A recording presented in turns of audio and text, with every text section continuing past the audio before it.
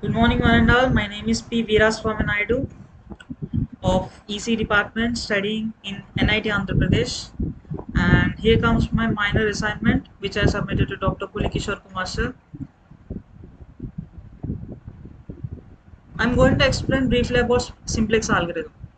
Actually, simplex algorithm can be implemented algebraically or in tabular form. Simplex algorithm is an approach to solving linear programming models by hand using slack variables, tables, and pivot variables to find the optimal solution. Actually, what we're going to do here is we're going to use some slack variables and we're going to change the inequalities into the equalities. We're going to see that in the example which we are going to do manually and by using the code. In the simplex method, we try to get to the near to optimal value without changing the value of the variable in large quantity. And first of all, we go for the basic feasible solution in the first iteration. Then we're going to change the basic and non-basic variables. Non-basic variables are the variables which we assume to be 0, and we are going to solve the equations for the basic variables if it comes to algebraic form, but in simplex method tabular form we are going to uh, check the reduced cost and theta values to determine which variable needs to enter and which variable needs to leave. And if there are more number of variables, then simplex method gets complex. Let's have a glance at how simplex method actually works. We start by introducing slack variables to the given inequality constraints, and then we're going to convert those inequality constraints into equality constraints. And these slack variables should be non-negative. Once done, as part of the first iteration, we take the slack variables as basic variables. I mean the variables which are going to solve for keeping the non-basic variables values as zeros. And these basic variables are nothing but the variables which are going to be present as row variables. And then we are going to calculate the reduced cost Cej minus Zj, where Cej corresponds to the coefficient of the decision variables and slack variables in the objective function, where Zj corresponds to an algebraic relation between coefficients of the basic variables which are in the rows and the value in the corresponding column. The column variable with the highest positive value of reduced cost is going to replace another variable in the next iteration, which means that the particular column variable is going to be the entering variable. After finding out the entering variable, leaving variable needs to be found. So we calculate the value of theta, and theta is nothing but the value of RHS divided by the value in a particular column. For example, see, the value of theta is calculated here. Once we found out that the entering variable is going to be x2, the value of RHS is going to be 8 divided by 2, which gives 4, and 5 divided by 1, which gives 5. The row variable with the lowest possible theta value, lowest positive theta value, I'm mentioning again, lowest positive theta value can be adjudged as a leaving variable. So after replacing the leaving variable with entering variable, second iteration begins, in which we continue the process again and again until the reduced cost observed should be, all the reduced cost observed should be 0 or negative. There shouldn't be any positive integer in the integers. I don't mean integer. There should be a positive integer in case of most of the problems which we are going to see in case of maximization problem. And the corresponding z value gives the maximum of the objective function. And see, here we have a problem. Suppose there is a company that produces two types of products X and Y using two resources A and B. The company has 8 units of resource A and 5 units of resource B available for production.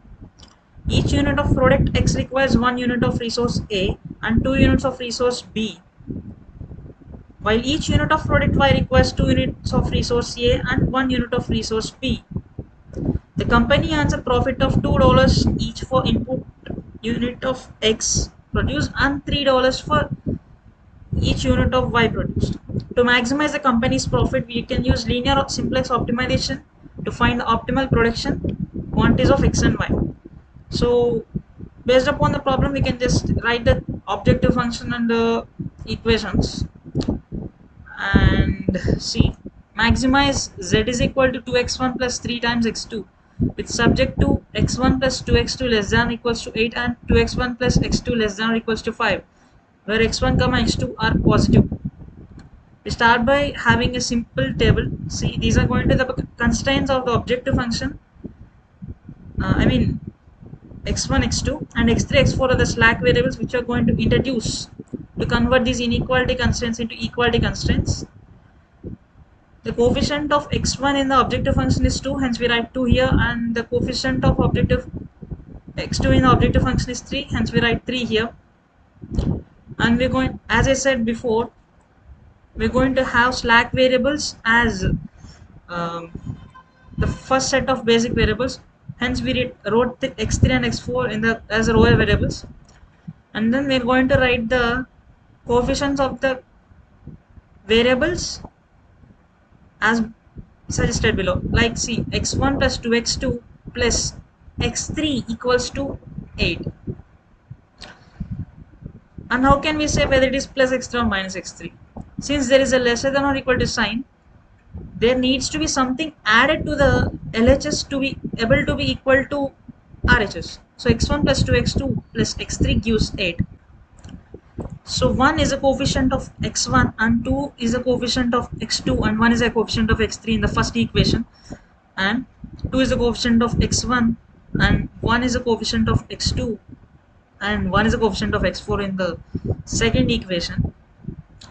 And after writing this, we are going to fill up the RHS values and we are going to calculate the value of Cz minus Zz. And what is Cz and what is Zz actually here? Cz corresponds to the of the decision variables and the slack variables in the objective function as below, and Zz corresponds to algebraic relation. What algebraic relation is that? The coefficient of the row variable multiplied with the corresponding value. See, 0 times 1 plus 0 times 2, I mean the addition of the both gives the value of Zz. And what is Cz minus Zz? Hence 2 minus 0 times 1 minus 0 times 2, which gives 2, and 3 minus 0 times 2 plus 0 times 1, which is 0, so 3. Hence Cz minus Zz values are calculated. And what is going to be the highest among these highest positive? 3 is the highest positive number, and hence this is going to be the entering variable x2. Once entering variable is found, we can just find theta value. What is theta here? RHS divided by the particular x2 coefficient. So 8 divides 2 is 4 and 5 divides 1 is 5. Hence theta value is found. The least possible theta value is going to replace in the next iteration. And why is that? See, we are trying to go to the optimal solution by having minimal changes. Hence we pick the least possible theta value. And why do we pick the highest value in Cz minus Zz? The higher the value is going to be, the higher the objective function is going to increase. If you pick 2 instead of 3, see, if x1 is increased, z is going to be increased just by 2 times. Where if x2 is increased, z is going to be increased by 3 times. And hence we picked as such. And once x2 replaces x3, the table needs to be rewritten. This particular 1-0 combination is going to replace the 2-1 here. And how we're going to achieve that? We're going to multiply this total row by 2. That gives 1 by 2. 2 divides to 1, 1 divides to 1 by 2, 0 divides 1, 0, 8 divides to 4, and we have to achieve 0 here. How can we achieve 0? We're going to simply do another row operation, and we're going to get this row minus this row. 2 minus 1 by 2 gives 3 by 2. 1 minus 1 gives 0. 0 minus 1 by 2 gives minus 1 by 2 is 1 minus 1 gives 0. And 5 minus 4 gives 1. And now again Cz minus Zz values are calculated as such. And we're going to see the maximum Cj minus Hj as x1, and then we're going to calculate the corresponding theta values, and the least possible theta value here is that of x4. So x4 is going to be replaced by x1 in the next iteration, and here x4 values of 0 and 1 are going to be written here. For that, we're going to subtract this row, this complete row, multiplied by 1 by 2 from this row, which gives 1 by 2 times this row minus 1 times 1 by 2, 1 by 2, 1 by 2 minus 1 by 2 gives 0, and 1 minus 0, 1, 1 by 2 minus of minus means 1 by 2 plus 1 by 3 times 1 by 2, which gives 2 by 3, and 0 minus 1 by 3 gives minus 1 by 3, and 4 minus 1 by 2 times 2 by 3 gives 11 by 3.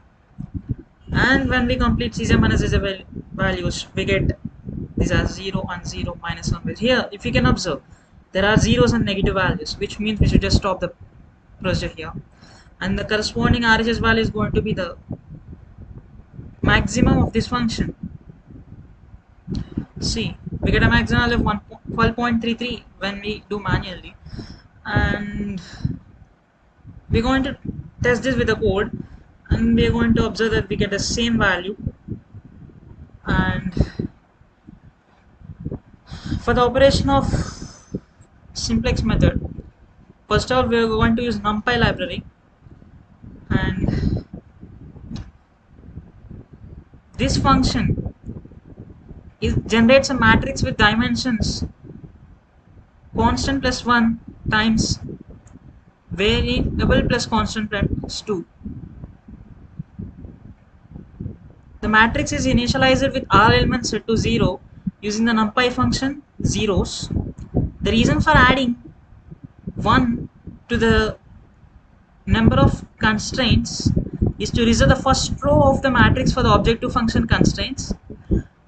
The reason for adding 2 to the sum of the number of variables and constraints is to reserve the 2 columns of the matrix for the slack variables and the right hand side values.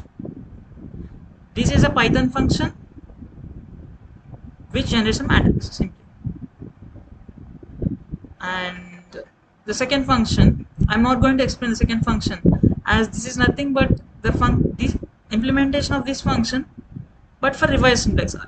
Both are going to be same, but this gives a better picture.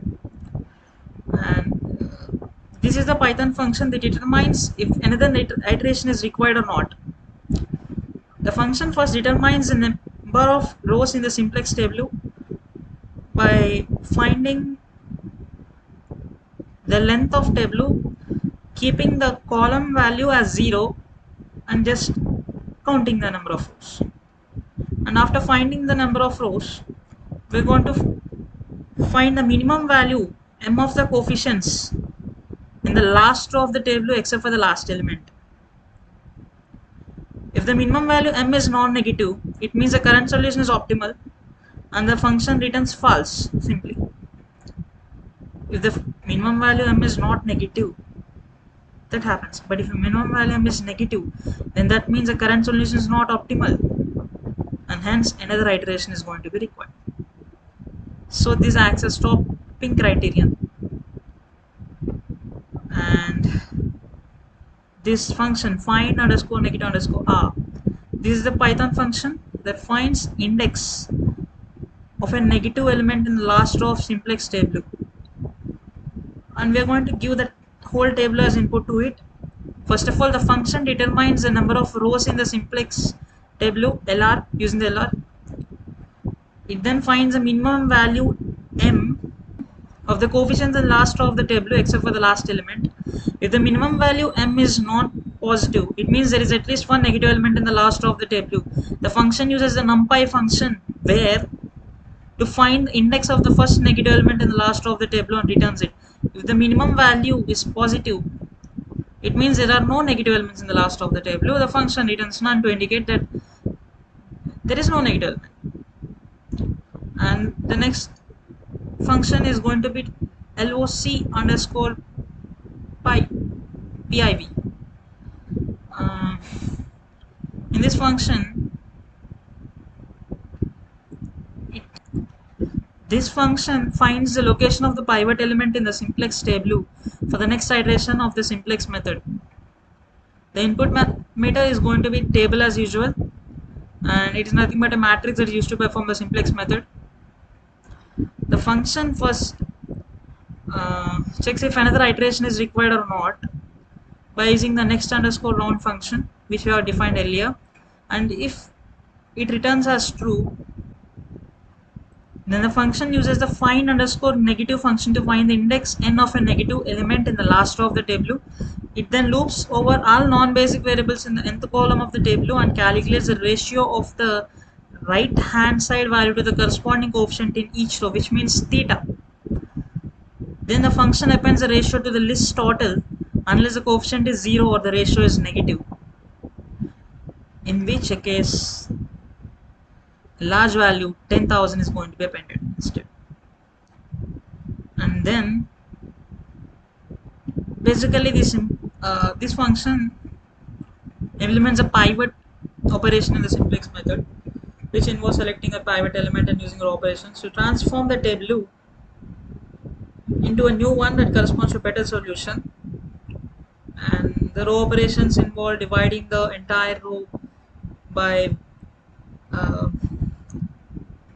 a smallest integer and subtracting the row from another row with multiplying by the, as we see in earlier cases, like see just before in the by doing manually we saw all the things. Now those things are just being done here in this function. And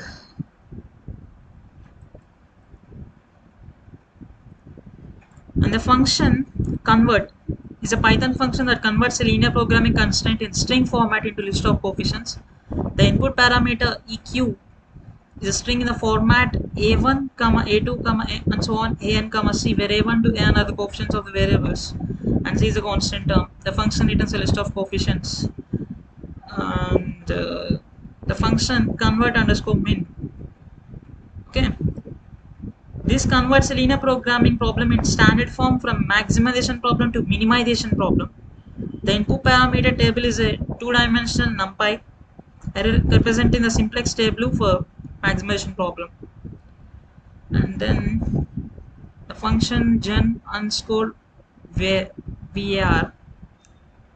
This is a Python function that generates list of variables names based on the number of decision variables in a linear programming problem. The input parameter table is a two-dimensional numpy array representing the simplex table for the problem. And the function first determines the number of decision variables by subtracting the number of slack variables in the constant column from the total number of columns in the table. It then generates a list of variables names v by concatenating the string x with the numbers 1 to the number of decision variables. As you can see here, we are concatenating.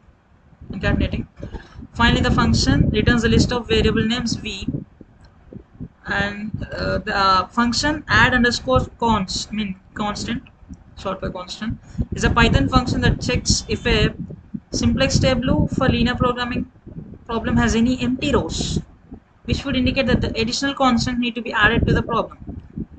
So basically, these two functions are going to make the table for all the other functions to work on. And the constraint function takes in a table and equation in string format as inputs. It first checks if there is any empty row in the table, indicating that a new constant can be added. If there is an empty row, it converts the equation into a list of coefficients and updates the corresponding row in the table with those coefficients. It sets the coefficient for the new variable reduced by this constant to 1. If there is no empty row in the table, it prints a message saying that new constraint cannot be added. And the add underscore objective function checks if an objective function has already been added to the simplex table or not. It does this by iterating through each row of the table and checking if any row has all zeros except for the last column. If such a row exists, it means that an objective function has already been added. Therefore, the function returns false, indicating that an objective function cannot be added. It works if there's a typo in the code. Actually, code, I mean, see, we're going to simply write obj of m comma 2 comma 3 comma 0 now. For if this line gets written twice, then there exists problems. So in order to do that, we just do the checking by add underscore objective function first. And the function obj is used to add the objective function to the existing simplex table in the form of string equation. The function first checks if there is exactly one row in the table that consists entirely of zeros, which means that there no constants have been added yet. By calling the add underscore objective function, if there is exactly one such row, it converts a string equation into a list of floats and sets the coefficients of the objective function in the last of the table and updates the last entry of the table. And next we can see the function maxz. This performs a simplex algorithm on a given table to maximize objective function. In case of maximization problem, we're going to call the maxz function. It uses helper functions like next underscore round underscore r, which we have already discussed before. Locate pivot element and next round to check if it just stops or not. And simply we wrote the same code for minimization by minz. This just converts first and just do the same thing. And here is a driver code in which we have given the values of the objective function and the constraints in the before problem. See, z is equal to 2 times x1 plus 3 times x2, and this is written here. First we're going to generate in a matrix by using gen underscore matrix as we have discussed before, and we're going to write constraint using a constraint matrix, constraint functions, and using obj function we're going to write objective function, and we're going to find the maximum value. When we click run, we get this output. See, for the value of x1 is going to be 2 by 3 and x2 is going to be 3.66. we get maximum value is 12.33, which is same as the value we got by doing this process, entire process manually. And these are the references I used to solve this: ChatGPT and Operations Research and Introduction 8th edition by Hamdi Etaha. And by this I conclude my presentation. Thanks for giving me this opportunity.